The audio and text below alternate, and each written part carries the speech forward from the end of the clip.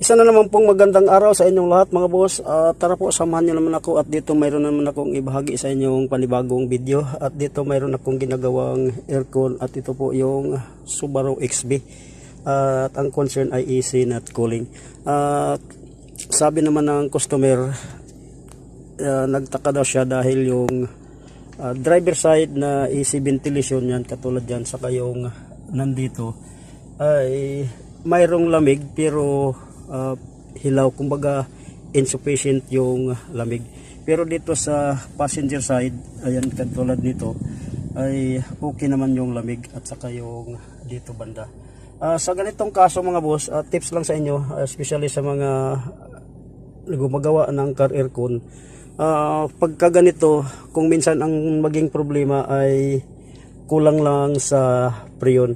Kapag kulang ang preyon, ibig po sabihin ay maaari pong mayroong